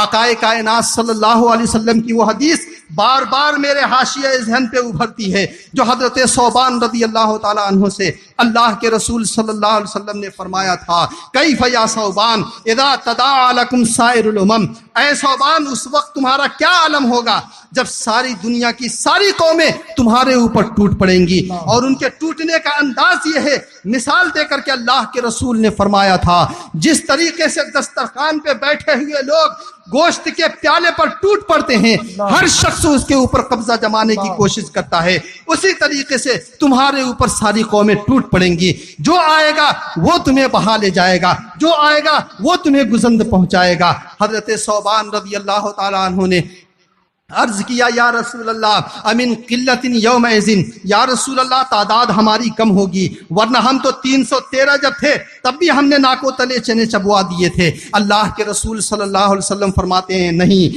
انتم یومئذ کثیر، ان دنوں تمہاری تعداد بہت زیادہ ہوگی۔ آپ ذرا اندازہ لگائیں، آج اس دنیا میں ہر چھٹا شخص مسلمان ہے۔ اس دنیا کی 1 کروڑ آبادی میں 1 ارب آبادی میں اس دنیا کا ہر چھٹا شخص مسلمان ہے۔ ہم چھٹے حصے، دنیا کا چھٹا حصہ مسلمانوں سے بھرا ہوا ہے۔ ساری دنیا میں اگر دیکھ لیا جائے تو کرسچنوں سے زیادہ بھی ہماری تعداد ہے اس دنیا میں، لیکن سب سے زیادہ جو پست قوم ہے پوری دنیا میں اور سب سے زیادہ ذلت جو قوم اٹھا رہی ہے وہ ہماری قوم ہے، کوئی اور قوم نہیں ہے۔ آقا کائنات صلی اللہ علیہ وسلم کا فرمان ذرا دیکھیں، کائنات ادھر سے ادھر ہو جائے، زمین پھٹ جائے، آسمان ٹکڑے ٹکڑے ہو جائے، سب کچھ بدل سکتا ہے، میرے آقا کا فرمان نہیں بدل سکتا ہے، میرے آقا کا فرمان غلط نہیں ہو سکتا ہے۔ اللہ کے رسول صلی اللہ علیہ وسلم نے فرمایا تم زیادہ ہوگے لیکن تمہارا عالم یہ ہوگا، جس طریقے سے سیلاب خس و خاشاک کو بہا لے جاتا ہے اسی طریقے سے ہر قوم جو آئے گی وہ تمہیں بہا لے جائے گی۔ آپ ذرا دیکھیں تو برما میں ہمیں پیٹا گیا ہے، یہاں پر ہمیں دیوار سے لگایا جا رہا ہے، فلسطین میں ہمارا خون بہ رہا ہے، شام میں ہمیں مارا گیا ہے، لیبیا میں ہماری قتل و غارت ہوئی ہے، عراق میں ہم کو مارا گیا ہے۔ ہر جگہ جہاں بھی جو خون بہ رہا ہے وہ خون کسی غیر کا نہیں، مسلمان کا خون ہے۔ مسلمانوں ذرا اندازہ لگاؤ، وقت سے پہلے بیداری دانائی کہی جاتی ہے، اس لیے آقا کائنات صلی اللہ علیہ وسلم کے ان فرمان میں غور و فکر کریں اور ذرا اپنے گریبان میں جھانک کر کے دیکھیں آپ کس جگہ پر کھڑے ہیں، آپ کس نکڑ کے اوپر کھڑے ہیں۔ آقا دو عالم صلی اللہ علیہ وسلم، اولیاء کرام جو ہوا کرتے ہیں، جو اللہ کے نیک بندے ہوتے ہیں، وہ چھوٹی چھوٹی اور معمولی باتوں میں بھی عبرت کی نشانی ڈھونڈ لیا کرتے ہیں۔ آپ نے سنا ہوگا، ہم نے لطیفے میں یہ بات پڑھی ہے، لیکن حضرت مولانا روم کے جب مثنوی مولانا روم میں پڑھ رہا تھا اس میں مجھے یہ واقعہ ملا۔ آپ نے بارہا سنا ہوگا کہ ایک شیر نے ایک گدھے اور ایک لومڑی کے ساتھ شکار پر نکلا اور اس نے تین شکار ان تینوں نے مل کر کے کیا، ایک خرگوش کا، ایک بکری کا اور ایک گائے کا شکار کیا۔ جب شکار کرنے کے بعد سامنے رکھا تو سامنے رکھ کر کے اس نے کہا کہ اسے تقسیم کیسے کیا جائے، تو اس شیر نے گدھے سے کہا तुम तकसीम करो। गधा बेवकूफ होता ही है, उसने हिमाकत भरे अंदाज में फैसला करते हुए कहा कि हुजूर आप सबसे बड़े हैं, इसलिए सबसे बड़ा जो शिकार है वो आपका होगा। मैं दरमियानी आदमी हूँ, मैं दरमियानी हूँ, इसलिए जो दरमियानी शिकार होगा वो मेरा होगा। बकरी मेरे हिस्से में आएगी, गाय आपके हिस्से में आएगी और लोमड़ी के हिस्से में खरगोश आएगा। अक्ल भी यही कहती है कि फैसला बिल्कुल सही है, लेकिन इतना सुनना था, शेर गजबनाक हो जाता है और एक पंजा उसे मारता है और मार करके हलाक कर देता है। उसके बाद शेर लोमड़ी से कहता है तू तकसीम कर। लोमड़ी ने कहा हुजूर तकसीम की क्या बात है, जो खरगोश है वो आपके लिए नाश्ता हो जाएगा, जो बकरी है दोपहर का खाना हो जाएगा, जो गाय है शाम का खाना हो जाएगा। तो शेर कहता है कि आखिर तूने इतना अच्छा फैसला कहाँ से सीखा है, इतना अच्छा फैसला कैसे कर दिया है। तो उसने कहा कि हुजूर मुझे किसी और ने नहीं सिखाया है, गधे के अंजाम ने मुझको सिखा दिया है। अल्लामा रूम फरमाते हैं अल्लाह तबारक व तआला ने हमसे पहले जो नाफरमान कौमें भेजी हैं, उन नाफरमानों की नाफरमानी दुनिया के सामने ला करके उनके ऊपर अजाब को मुसल्लत करके हमें ये इबरत का निशान रख दिया है। अगर तुम इन अंदाज को इख्तियार करोगे तुम्हारा भी यही अंजाम होगा। तुम अगर उनकी इबरत खेज इबारतों, इबरत खेज उनकी जिंदगी को देख करके अगर नतीजा निकाल सकते हो और इबरत की निशानी ढूंढ सकते हो तो ढूंढ लो, और अपने रविश को बदल सकते हो तो बदल लो। अल्लाह तबारक व तआला अपने बंदे को हर तरह से आजमाता है। कौमे बनी इसराइल के बारे में रब्बे कायनात ने साफ फरमाया है इन्ना बलौनाहुम बिल हसनात वस्सय्यात, मैंने उन्हें अच्छाइयों से भी आजमाया है और हमने उन्हें बुराइयों से भी आजमाया है। हमने उन्हें बुराइयों में भी मुब्तला करके देखा है, अच्छाइयों में भी हमने उन्हें सरशार करके देखा है। अच्छाइयों में नेमतें उतारी हैं कि ये बंदे मेरे शुक्रगुजार बन जाएं, मेरी चौखट पर आकर के अपनी जबीने नियाज खम करें, लेकिन जब ये बिगड़ गए हैं हमने इनके ऊपर मुसीबतें डाल दी हैं, और मुसीबतें इसलिए हमने इनके ऊपर उतारी हैं ताकि ये थक हार करके फिर मेरी बारगाह में पलट करके आ जाएं। रब्बे कायनात की रहमतें बड़ी अमीम हैं। अगर आप हजरात भी इन नताइज को निकाल सकते हैं तो इस दुनिया से इन नताइज को निकालें और अपनी रविश और अपनी जिंदगी को तब्दील कर सकते हैं तो तब्दील कर लीजिए। आकाए कायनात सल्लल्लाहु अलैहि वसल्लम ने जा बजा अहादीस तैयबा में हमारे लिए इबरत की निशानी रखी है। अल्लाह तबारक व तआला ने अच्छाइयों और बुराइयों से आजमाया है। मुझे वाकया याद आ रहा है तातारियों के ज़माने में, जब तातारी गालिबन तातारियों की एक लेडीज़ थी, वो निकली थी दौरे पर। उसने एक जगह मुसलमानों को देखा। मुसलमानों को देखने के बाद वो कहती है कि बताओ कि तुम्हारा दीन अच्छा है या हमारा दीन अच्छा है। तुम कहते हो कि दीन इस्लाम गालिब रहेगा, अल्लाह तबारक व तआला गालिब रहेगा। तो वहाँ पर एक बुजुर्ग थे, गालिबन उनका नाम शेख जमालुद्दीन था। उन्होंने कहा था कि सुनो, अल्लाह तबारक व तआला ही गालिब है, लेकिन अल्लाह तबारक व तआला ने हमारे ऊपर तुमको मुसल्लत जो किया है, मैं उसकी मिसाल तुम्हें दे करके बताता हूँ कि सुनो। जब एक शख्स होता है, जब वो बकरियां चराने के लिए निकलता है, वो अपने साथ चंद कुत्तों को भी लेकर के निकलता है। वो कुत्ते किस मकसद के लिए होते हैं? कुत्ते तो हमारी शरीयत में जायज़ नहीं है। आखिर उन्हें किस मकसद के लिए रखा जाता है? वो कहता है बकरियों की हिफाजत के लिए। बकरियां जब रास्ता भटक जाएं, इधर उधर भागने लगे, उनकी रविश में उनकी तब्दीली पैदा हो जाती है। कुत्तों को हम छोड़ दिया करते हैं, वो कुत्ते भौंक भौंक करके बकरियों को रेवड़ में ला करके खड़ा कर दिया करते हैं और उन्हें राह रास्त पर लगा दिया करते हैं। हजरत शेख जमालुद्दीन ने कहा सुनो, ठीक उसी तरीके से हम अल्लाह तबारक व तआला के बंदे हैं। हम अल्लाह के फरमान को छोड़ दिए हैं और उसके रास्ते से हम भटक गए हैं। अल्लाह तबारक व तआला ने तुम जैसे कुत्तों को हमारे ऊपर मुसल्लत कर दिया है।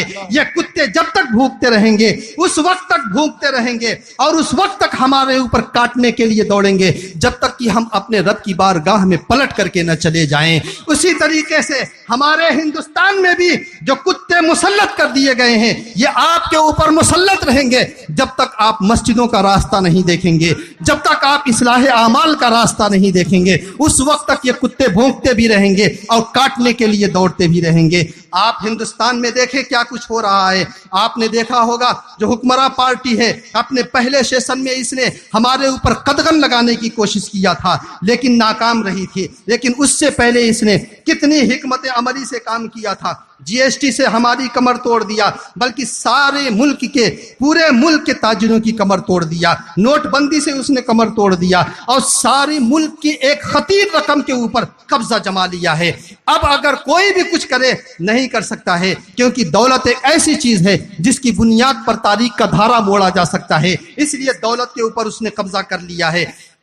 اور پھر اس کے بعد مسلمانوں کے اوپر پے در پے حملے کیے جا رہے ہیں. ہمارے دین پر، ہمارے تشخص پر، ہمارے وجود پر ہر اعتبار سے حملہ اس حکومت نے ہمارے اوپر کیا ہے. آپ دیکھ لیں، 3 طلاق ثلاثہ مخالف بل ہمارے ہی خلاف ہے، ہمارے مذہب، ہمارے دین کے خلاف ہے. اور اس مذہب اور دین میں ہمارے کسی سیاسی پارٹی نے ہماری مدد نہیں کیا ہے. آپ جانتے ہیں کہ جب 3 طلاق ثلاثہ مخالف بل کو راجیہ سبھا میں پیش کیا گیا تھا تو اس زمانے میں راجیہ سبھا میں جو سب سے بڑی پارٹی بھاجپا کے پاس تھی وہ تھی کانگریس پارٹی، اور کانگریس پارٹی نے کھلے طور پر واک آؤٹ کر دیا تھا. جہاں پر ڈٹ جانے کی بات تھی وہاں پر یہ ہٹ گئے تھے اور واک آؤٹ کر کے چلے گئے تھے. یعنی کھیل انہوں نے ایسا کھیلا تھا کہ سانپ بھی مار دیا، لاٹھی بھی اپنی بچا لے گئے. یہ وہ چیز ہے، ہمیں کسی نے بھی سپورٹ نہیں کیا ہے. اس لیے اگر آپ چاہتے ہیں، جانتے ہیں اور یہ سمجھتے ہیں کہ آپ کو یہ حکمراں پارٹی یا کسی بھی پارٹی کے نیتا آپ کا حلا بھلا کریں گے، ہرگز نہیں. آپ کی ساری سعادت مندیاں صرف دین میں پنہا ہیں. دین جب تک آپ نہیں اپنائیں گے اس وقت تک اللہ تبارک و تعالی اسی طرح مسلط فرماتا رہے گا. حضرت ابو ہریرہ رضی اللہ تعالیٰ عنہ کی حدیث ہے، اللہ کے رسول صلی اللہ علیہ وسلم نے ایک حدیث میں ارشاد فرمایا ہے کہ اذا تبایعتم العینۃ، جب تم ادھار خرید و فروخت کرو گے. آج سارا کاروبار ادھار پر چل رہا ہے. ایک کھیپ آتی ہے اس کا پیسہ ابھی نہیں ملے گا، جب دوسری کھیپ آتی ہے تو پہلی کھیپ کا پیسہ جاتا ہے، تیسری کھیپ آتی ہے تب دوسری کھیپ کا پیسہ جاتا ہے. سارا کاروبار ادھار کے اوپر ہے. اللہ کے رسول فرماتے ہیں جب ایسا کاروبار تم کرنے لگو گے، وَأَخَذْتُمْ أَذْنَابَ الْبَقَرِ، اور جب گائے اور بیل کے پیچھے تم کھڑے رہنا، اسی پر تم مطمئن ہو جاؤ گے یا ہل لے کر کے کھڑے ہو جاؤ گے اور پھر اپنی کھیتیوں کے اوپر مطمئن ہو جاؤ گے، وَتَرَكْتُمُ الْجِهَادَ، اور جہاد کو ترک کر دو گے. اللہ کے رسول فرماتے ہیں لَسَلَّطَ اللَّهُ عَلَيْكُمْ ذُلًّا لَا يَنزِعُهُ حَتَّى تَرْجِعُوا إِلَىٰ دِينِكُمْ، تمہارے اوپر رب کائنات مذلت اور ذلت و رسوائی مسلط فرما دے گا، اور اس وقت تک یہ ذلت و رسوائی دور نہیں ہوگی جب تک تم پلٹ کر کے اپنے دین کے دامن میں پناہ نہ لے لو. یہ دین ہمیں عزت دے گا اور کوئی چیز ہمیں عزت نہیں دے سکتی ہے. اس لیے دین کی تعلیمات کو اپنائیے. جہاد صرف یہی نہیں ہے کہ آپ تلوار لے کر کے میدان میں نکل جائیں اور تیر و تبر کے سامنے آپ کھڑے ہو جائیں. یقیناً یہ جہاد بہت افضل ہے. ہندوستان میں ابھی ہم اس پوزیشن میں نہیں ہیں، جب اس پوزیشن میں آئیں گے تو اس وقت کا معاملہ الگ ہے، اس وقت بھی دیکھ لیا جائے گا. ہمیں کسی سے ڈرنے کی ضرورت نہیں ہے.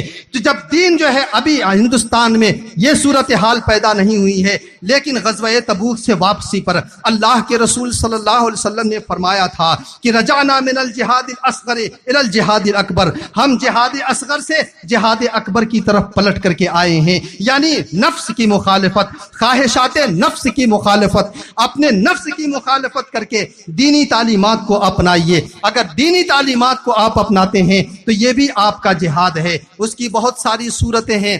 آج ہمارے معاشرے کا بیلنس بالکل بگڑا ہوا ہے. ہمارے معاشرے کا یہ عالم ہے، ایک طرف تو دولت و ثروت کی اتنی ریل پیل ہے کہ آدمی کو اپنے بغل میں اور اپنے پڑوس میں رہنے والے فاقہ کشوں کو فاقہ کش نہیں نظر آتے ہیں، اور دوسری طرف ایسے ہیں کہ اگر صبح کا ناشتہ کرتے ہیں تو دوپہر کے لیے وہ روٹی کے انتظار میں وہ گھر میں بیٹھے ہوئے رہتے ہیں. مرض اگر کوئی مہلک کسی کو لگ جاتا ہے تو اس کے علاج و معالجے کے لیے ان کے پاس دولت نہیں ہوا کرتی ہے. یہ بھی ایک دین کا کام ہے. اللہ کے رسول صلی اللہ علیہ وسلم نے ارشاد فرمایا ہے، آپ نے تو یہاں تک ارشاد فرمایا ہے کہ اگر تمہارے گھر میں سالن بنے تو اس میں گوشت بنے تو اس میں اتنا پانی ڈال دو تاکہ بغل والا اگر اس کے اندر اتنی حیثیت نہیں ہے، اس کی خوشبو سے وہ تڑپ جاتا ہے، تو کم سے کم سالن اس کے گھر پہ پہنچ جائے. یہ تو سرور کائنات صلی اللہ علیہ وسلم نے تعلیمات ہمیں دی ہیں. آقائد عالم صلی اللہ علیہ وسلم کے بہت بعد عبداللہ ابن مبارک رضی اللہ تعالیٰ عنہ اپنے زمانے کے زبردست ولی بھی ہیں، زمانے کے زبردست فقیہ بھی ہیں، زبردست محدث بھی ہیں۔ آپ حج کرنے جا رہے تھے، حج سے جب آپ حج کرنے جا رہے تھے، عرفات کے میدان میں آپ سوئے ہوئے تھے، آنکھ لگ گئی، خواب کیا دیکھتے ہیں؟ نورانی فرشتے رجسٹر لے کر کے کھڑے ہیں اور کہہ رہے ہیں کہ ان سال کسی کا حج قبول نہیں ہوا ہے، عبداللہ ابن مبارک کا بھی حج قبول نہیں ہوتا اگر فلاں شخص کا حج قبول نہیں ہوتا۔ آخر نیند کھل جاتی ہے کہ اگر کسی کا حج نہیں قبول ہوا، عبداللہ ابن مبارک کا حج کیوں نہیں قبول ہوا؟ اپنے زمانے کے زبردست ولی، زبردست محدث اور فقیہ تھے۔ آپ نے اس شخص کا نام اپنے ذہن میں رکھا، واپس جاتے ہیں اور واپس جانے کے بعد خراسان میں اس شخص کو تلاش کرتے ہیں، پکڑنے کے بعد پوچھتے ہیں بتا تو نے کون سا ایسا نیک کام کیا ہے جس کی بنیاد پر اللہ تبارک و تعالی نے تمام حاجیوں کا حج تیرے صدقے میں قبول کر لیا ہے؟ اس نے کہا کوئی نیک کام نہیں ہے، میں نے 30,000 درہم اکٹھا کیا تھا، حج کا ارادہ کیا تھا، اور جس صبح مجھے نکلنا تھا میری بیوی امید سے تھی، رات میں میری بیوی کہہ رہی ہے کہ مجھے گوشت کی خوشبو آ رہی ہے، مجھے گوشت کھانے کی شدید خواہش ہو رہی ہے، جاؤ جہاں پر گوشت بن رہا ہے پیالہ لے کر کے جاؤ، اسے مانگ کر کے لے کر کے آؤ۔ وہ کہتے ہیں عجیب تو اللہ کی بندی ہے، اس رات کے اندھیرے میں میں فقیر بن کر کے کسی کے دروازے پر جاؤں اور صبح مجھے حج کے لیے نکلنا ہے۔ وہ ضد پہ اڑ جاتی ہے، اب بیوی کی خواہش کے سامنے مجبور ہو جاتے ہیں، جا کر کے دروازے پر دستک دیتے ہیں۔ ایک بوڑھی خاتون گھر سے نکلتی ہے اور کہتے یہ اپنا مدعا بیان کرتے ہیں، میری بیوی کو گوشت کھانے کی شدید خواہش ہے، آپ کے ہاں سے گوشت کی خوشبو ہمارے گھر تک پہنچ رہی ہے، آپ تھوڑا سا پیالے میں ہمیں دے دیں۔ وہ خاتون کہتی ہے میاں یہ آپ کے لیے جائز نہیں ہے۔ ان کا ماتھا ٹھنک جاتا ہے کہ یہ کیسا کھانا ہے جو امت محمدیہ کے ایک فرد کے لیے جائز ہے اور میرے لیے جائز نہیں ہے۔ جب بہت ضد پہ اڑ جاتے ہیں تب وہ خاتون کہتی ہے 3 دن ہو گیا ہے ہمارے گھر میں فاقے ہو رہے ہیں، بچے بھوک کی وجہ سے بلک رہے تھے، تڑپ رہے تھے، میں رات کے اندھیرے میں نے صبح کے اجالے میں دیکھا تھا ایک گدھا مرا پڑا ہوا تھا، رات کے اندھیرے میں جا کر کے گوشت کاٹ کر کے لے کر کے آئی ہوں، وہی گوشت بن رہا ہے، یہ تمہارے لیے جائز نہیں ہے، میرے لیے یہ جائز ہے۔ ان کا لرز جاتے ہیں، اندر سے روح کانپ جاتی ہے، گھر پہ آتے ہیں اور آنے کے بعد وہ 30,000 درہم جو حج کے لیے لیا تھا آ کر کے اس خاتون کے آنگن میں اڈیل دیتے ہیں اور اس کو اس سے معافی مانگتے ہیں کہ ہم تیرے پڑوس میں رہ کر کے ہم نے تیری خبرداری نہیں کی اور تیری خبر گیری نہیں کیا ہے، اور معافی مانگنے کے بعد چلے جاتے ہیں۔ یہی ایک نیک عمل ہے۔ حضرت عبداللہ ابن مبارک فرماتے ہیں بس یہی نیک عمل ہے جس کی بنیاد پر رب کائنات نے تمام لوگوں کے حج کو قبول کر لیا ہے۔ آج ہمارے معاشرے میں ایسے ایک نہیں، ہر گلی، ہر نکڑ، ہر محلے میں آپ کو ایسے لوگ مل جائیں گے جن کے پاس علاج کا پیسہ نہیں ہے، جن کے پاس کھانے کا پیسہ نہیں ہے، لیکن آج ہم اپنی دولت میں اور اپنی ثروت میں اس قدر مست ہیں کہ ہمیں ان غریبوں اور فقیروں کا درد نظر نہیں آتا ہے۔ آپ نے دیکھا ہوگا بمبئی میں یا دوسری جگہوں پہ کشمیر کے مارے ہوئے مسلمان جگہ جگہ جھولیاں پھیلا کر کے کھڑے ہوئے ہیں۔ کیا بمبئی میں یا بمبئی کے گرد و نواح میں ایسے لوگ نہیں ہیں کہ اگر یہ صرف صدقہ اپنے گھروں کا صدقہ نکال دیں، اپنی اولاد کا صدقہ نکال دیں تو ان کے ایک دن کے کھانے کا انتظام ہو جائے گا؟ مسلمانوں، یہ کام کا وقت ہے، اس لیے اب اپنے بے راہ روی کو چھوڑو اور راہ راست پر آ جاؤ۔ اگر آج آپ نہیں بیدار ہوئے، وقت سے پہلے بیدار نہیں ہوئے، تو ایسی صورت میں ایک ایسا دور آنے والا ہے جس میں آپ روئیں گے، آنسو نہیں نکلے گا، آپ بلک کر کے روئیں گے، کوئی بھی درد کا مداوا آپ کو نہیں ملے گا۔ مسلمانوں، مصیبتیں یک لخت آپ کے دروازے پر نہیں آتی ہیں، بلکہ آہستہ آہستہ وہ آیا کرتی ہیں۔ آقا کائنات صلی اللہ علیہ وسلم نے ہمیں جینے کا جو طریقہ، جو ڈھب اور جو اسلوب دیا ہے، اس میں ایک اسلوب یہ بھی ہے اصلاح معاشرہ میں کے لیے کہ معاشرے کو بیلنس دیا جائے، معاشرے میں بیلنس پیدا کیا جائے۔ اس کا طریقہ میں آپ کے سامنے رکھتا ہوں، ایک نہیں سینکڑوں ایسی باتیں ہیں، اگر ان کے اوپر ہم عمل کر لیں تو یقیناً کسی کے اوپر بار بھی نہیں پڑے گا اور ہمارے معاشرے میں غریبوں کی مدد ہو جائے گی۔ اگر ایسا بھی کیا جا سکتا ہے کہ 1-2 نہیں 10-20 لوگ ایسے لوگ کھڑے ہو جائیں جن کی سیلری یا جن کی ماہانہ آمدنی کم سے کم 25 سے 30 ہزار ہو، وہ صرف اپنی دولت کا 1000 یا 500 اپنی حیثیت کے مطابق وہ نکال کر کے جمع کر دیں۔ اگر 25 لوگ یا 30 لوگ جمع ہوتے ہیں، ہر مہینے میں 15,000 روپیہ آپ کے پاس جمع ہو جاتا ہے، اور یہ 15,000 آپ اپنا علاقہ محدود کر لیں۔ اس محدود علاقے میں جو غریب ہیں ان کے علاج کے لیے، ان کے معالجے کے لیے، ان کے کھانے پینے کے لیے آپ اگر ان کے حساب سے ان کے اوپر خرچ کریں تو میں سمجھتا ہوں کہ 15,000 میں سے بچ جائے گا، اور یہ وہ چیز ہے جو آپ کی دولت میں اضافہ کرے گی، دولت میں کبھی بھی کمی نہیں آئے گی۔ دوسرا طریقہ یہ بھی ہے کہ اس وقت جو حکومت نے قانون پاس کر دیا ہے، جسے CAB کا نام دیا گیا ہے، جس کا نام جو ہے سٹیزن شپ امینڈمنٹ بل ہے، اس نے صرف اور صرف ہم کو دیوار سے لگانے کے لیے کیا ہے اور مسلمانوں کو یہاں پر بالکل حاشیے پر ڈالنے کے لیے کیا ہے۔ لہٰذا اب معاشرے کے نوجوان لوگوں کی یا پڑھے لوگوں کی ذمہ داری یہ بنتی ہے کہ آپ جہاد کا انداز اس طریقے سے بدل لیں کہ آپ اپنے خرچ کے اوپر یا اسی ٹرسٹ کے خرچ کے اوپر وہ غریب لوگ جو اپنے کاغذات نہیں بنوا سکتے ہیں، وہ لوگ جو اپنے پیپر نہیں بنوا سکتے ہیں یا کورٹ اور کچہری کے دورے نہیں لگا سکتے ہیں، ان کے لیے آپ مدد کے لیے کھڑے ہو جائیں اور آپ ان کی مدد کریں۔ یقیناً اللہ تبارک و تعالیٰ کی رحمتیں آپ کی جانب جو ہے جھوم کر کے آپ کے اوپر برسیں گی، اور ایسا نہیں ہے کہ وہ غریب جو مدد کرے گا، وہ غریب جو آپ کو دعا دے گا، غریب سے نکلی ہوئی جو دعا ہوگی، جو دل سے بات نکلتی ہے وہ اثر رکھتی ہے، یقیناً وہ آپ کی مصیبتوں کو دور کر دے گی۔ یہ وہ طریقہ ہے جو ہمارے معاشرے کو بیلنس دے سکتا ہے، ہمارے معاشرے کو خوشحالی دے سکتا ہے۔ اس میں خاص طور سے اہل ثروت حضرات کا بہت اہم رول ہو سکتا ہے۔ میں نہیں کہتا ہوں کہ 10,000 دیا جائے، 5,000 دیا جائے، مہینے میں اگر اہل ثروت وہ چاہے اپنے زمانے کا کروڑ پتی ہو، وہ اپنی دولت سے 1,000 نکال کر کے اس ٹرسٹ میں اگر بھیج دیتا ہے تو یہ بھی اس کی بہت بڑی خدمت تصور کی جائے گی، اس غریب کے لیے بہت بڑی خدمت ہو جائے گی۔ وقت کی تنگی ہے اور پہلے ہی سے میں الجھ گیا ہوں، اور یہ چیزیں ہیں، آپ معاشرے میں ان باتوں کو نافذ کرنے کی کوشش کریں۔ ہمارا نوجوان بے راہ روی کو چھوڑے، نکڑوں پر کھڑے ہو کر کے موبائل چلانا یا راتوں کو موبائل میں گزار دینا، یہ اب وقت نہیں رہا ہے۔ اب وقت اس بات کا رہا ہے سویرے سوئیں، سویرے اٹھیں، اور آپ جو دکھ کے مارے ہیں، درد کے مارے ہیں، آپ ذرا ان کے درد کا مداوا بن جائیں۔ یقیناً ان کے دل سے بات نکلے گی، دعائیں نکلے گی، اور آپ کا بیڑا پار ہو جائے گا۔ اللہ تبارک و تعالی ہمیں اور آپ کو اصلاح کی توفیق رفیق عطا فرمائے، شریعت مطہرہ کے مطابق زندگی گزارنے کی توفیق عطا فرمائے۔ وآخر دعوانا الحمدللہ رب العالمین۔ السلام علیکم ورحمۃ اللہ وبرکاتہ۔